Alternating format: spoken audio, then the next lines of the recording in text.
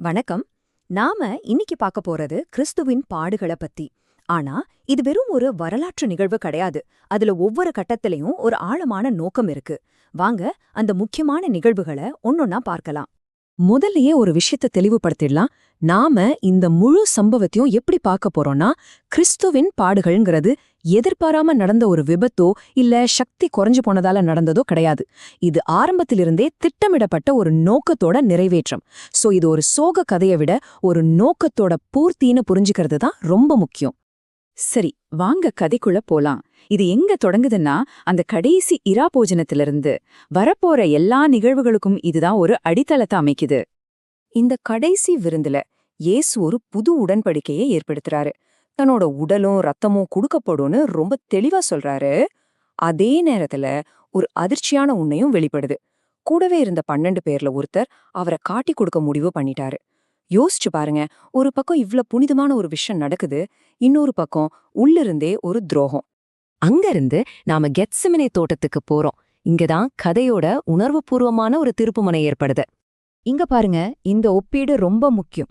ஒரு பக்கம் இயேசுவோட அந்த மன உறுதி. அவர் தாங்க முடியாத வேதனையில ஜெபம் பண்றாரு, கடவுளோட சித்தத்தை ஏத்துக்கிறாரு, அடுத்து என்ன நடக்க போகுதோ அதை எதிர்க்காம ஏத்துக்க தயாரா இருக்காரு. ஆனா இன்னொரு பக்கம் மனுஷனோட பலவீனம். பாருங்க, சீடர்கள் தூங்கிட்டாங்க, யூதாஸ் ஒரு பெரிய கூட்டத்தோட வாரான், ஒரு முத்தத்தால அந்த துரோகத்தையும் உறுதிப்படுத்துறான். இந்த ரெண்டுக்கும் இருக்கிற வித்தியாசம் இயேசுவோட நோக்கம் எவ்வளவு உறுதியா இருந்துச்சுன்னு நமக்கு காட்டுது. இங்க நாம கவனிக்க வேண்டிய முக்கியமான விஷயம் என்னன்னா, அவர் கைது செய்யப்பட்டப்போ எந்த ஒரு எதிர்ப்பையும் காட்டல, முழுமையா சரணடைஞ்சாரு. இது எல்லாமே ஒரு திட்டத்தோட பகுதிதான்னு மறுபடியும் நமக்கு புரிய வைக்குது. இதுக்கப்புறம்தான் முறையான விசாரணைகள், குற்றச்சாட்டுகள்லாம் ஆரம்பிக்குது. இங்கிருந்த சம்பவங்கள் எவ்வளவு வேகமா அநீதியை நோக்கி போச்சுன்னு பாருங்க. இந்த டைம்லைன பார்த்தாலே தெரியும், எல்லாம் எவ்ளோ சீக்கிரமா நடந்துச்சுன்னு. முதல்ல தோட்டத்துல கைது செய்யப்படுறாரு, அப்புறம் மத தலைவர்கள் முன்னாடி பொய் சாட்சிகளை சந்திக்கிறாரு, நடுலே பேதுரு மறுதளிக்கிறாரு, கடைசியா ரோம ஆளுநர்கிட்ட ஒப்படைக்கப்படுறாரு. அடுத்தடுத்து வேக வேகமா அநீதி அரங்கேறுது. ஆனா இத்தனை குற்றச்சாட்டுகளுக்கு நடுவுலயும் அவர் பெரும்பால அமைதியாவே இருந்தாரு. இது பயத்தோட அடையாளம் இல்ல, நீங்க நல்லா கவனிச்சீங்கன்னா இது ஒரு நோக்கத்தோட வெளிப்பாடு. சூழ்நிலை தன் கட்டுப்பாட்டுல இருக்கிறத காட்டுது. 3 தடவை அவரோட மிக நெருங்கிய சீடர்கள்ல ஒருத்தரான பேதுரு எனக்கு அவரை தெரியவே தெரியாதுன்னு சொன்னது சரியா 3 தடவை. இதுவும் அவர் முன்னாடியே சொன்ன மாதிரிதான் நடந்துச்சு. சரி, இப்ப கதை ரோமா ஆளுநர்கிட்ட போகுது. அங்க மக்களுக்கு முன்னாடி ஒரு முக்கியமான தேர்வு வைக்கப்படுது. மக்களுக்கு ஒரு சாய்ஸ் கொடுக்கப்பட்டது. பரபாசுங்கிற ஒரு பயங்கர குற்றவாளிய ரிலீஸ் பண்ணணுமா, இல்ல இயேசுவை ரிலீஸ் பண்ணணுமா? நீங்களே யோசிச்சு பாருங்க. நீங்க அந்த இடத்துல இருந்திருந்தா உங்க முடிவு என்னவா இருந்திருக்கும்? ஆனா என்னாச்சு? கூட்டம் அந்த குற்றவாளிய தான் தேர்ந்தெடுத்தது. இதிலிருந்து என்ன தெரியுதுன்னா, ஒரு கூட்டத்தோட உணர்ச்சிகள் முன்னாடி உண்மை எவ்வளவு சுலபமா நிராகரிக்கப்படலான்னு பாருங்க. இதுக்கப்புறம்தான் அந்த கொடூரமான துன்புறுத்தல்கள் ஆரம்பிச்சது. போர் வீரர்கள் அவரை கேலி செஞ்சாங்க, கடுமையா அடிச்சாங்க, தலையில முள்கிரீடம் வச்சாங்க. ஆனா இவ்ளோ கொடுமைகளையும் அவர் பதிலுக்கு எதுவும் செய்யாம சகிச்சுக்கிட்டாரு. இப்போ நாம இந்த கதையோட மையப்புள்ளிக்கு வரும். கொல்கத்தா மலையில நடக்க போற அந்த உச்சக்கட்ட நிகழ்வுக்கு. கொல்கத்தாவுக்கு போற அந்த பயணம் அத மண்டையோடுன்னு சொல்வாங்க. அந்த இடத்துக்கு சிலுவைய சுமந்துகிட்டு போனது நினைச்சு பார்க்க முடியாத ஒரு உடல் வேதனை.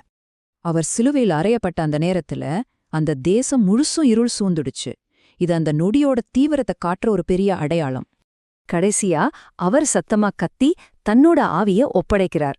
இங்க நம்ம மறுபடியும் ஞாபகம் வச்சுக்க வேண்டியது என்னன்னா, இது ஒரு தோல்வியே கிடையாது, இது அவரோட பணியோட நிறைவு. இந்த முழு விளக்கத்தோட மையக் கருத்தே இதுதான். சரி, அவர் இறந்த உடனேயே என்னென்ன நடந்தது, அதோட அர்த்தம் என்னன்னு இப்ப பார்க்கலாம். உடனடியா 3 ஆச்சரியமான விஷயங்கள் நடக்குது. 1, ஆலயத்தோட திரைச்சில மேல இருந்து கீழே வரைக்கும் 2ஆ கிழிஞ்சிடுது. இதுக்கு என்ன அர்த்தம்னா, கடவுளுக்கும் மனுஷனுக்கும் நடுவுல இருந்த தடை நீக்கப்பட்டுடுச்சு. 2வது, ஒரு பெரிய பூகம்பம் வருது. 3வது, அங்க இருந்த ஒரு ரோம் அதிகாரி நிஜமாவே இவர் தேவனுடைய குமாரன்தான்னு ஒத்துக்கிறார். அப்புறம் அவரோட உடலை ஒரு கல்லறையில வச்சு துணியால சுத்தி முத்திரை வச்சு அதுக்கு காவலும் போட்டாங்க. பாக்குறதுக்கு எல்லாம் முடிஞ்சு போன மாதிரி தான் தெரிஞ்சுது. அப்போ கிறிஸ்துவின் பாடுகள்னா என்ன? சுருக்கமா சொல்லணும்னா, அது இயேசுவோட வாழ்க்கையோட கடைசி காலகட்டம். ஆனா அத ஒரு சோகமான முடிவா பார்க்காம மீட்புக்கான ஒரு தெய்வீக நோக்கத்தோட நிறைவேற்றமாதான் நம்ம புரிஞ்சுக்கணும். இந்த முழு விவரத்தையும் ஒரு கேள்வியோட முடிச்சுக்கலாம். சிலுவைங்கிறது ஒரு தோல்வி இல்லனா அப்போ அது என்ன? இந்த கேள்விக்கான பதில்தான் இந்த முழு நிகழ்வோட நோக்கத்தையே நமக்கு புரிய வைக்கும்.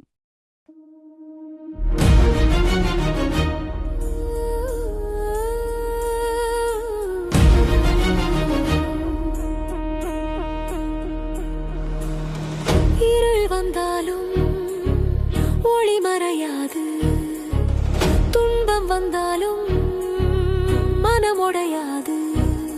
மௌனத்தில் கூட சக்தி பேசுது, அன்பின் பாதை இங்கே தெரிக்குது. துரோகம் நடந்தது, உண்மை நிலைத்தது. மனிதன் தளர்ந்தான், ஆனால் தேவன் நின்றது.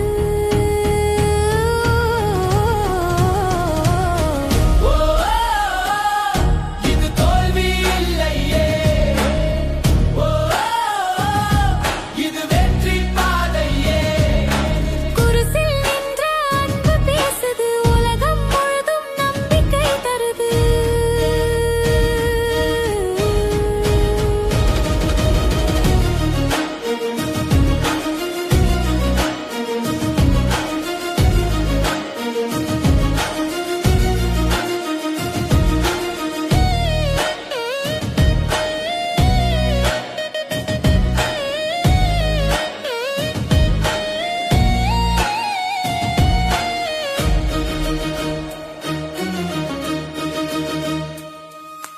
கண்ணீர் வழிந்தாலும் இதயம் திடமாக, வலி இருந்தாலும் நடந்தார் அமைதியாக.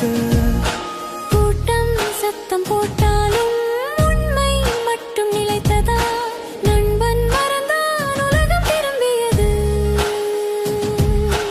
ஆனால் அவர் அன்பு ஒருபோதும் மாறவில்லை.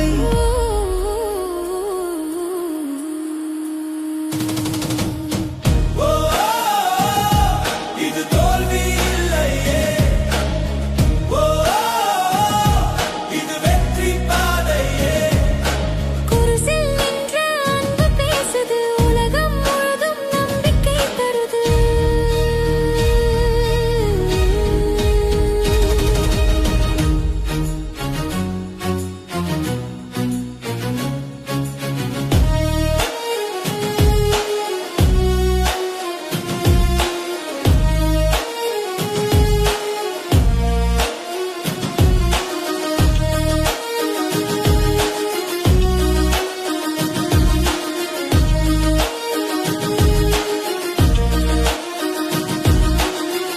இருள் வந்தாலும் விடியல் வரும், முடிவு போல இருந்தது ஆரம்பமாகும். சுவர் கிழிந்தது, வழி திறந்தது, அன்பு எல்லாம் வென்றது.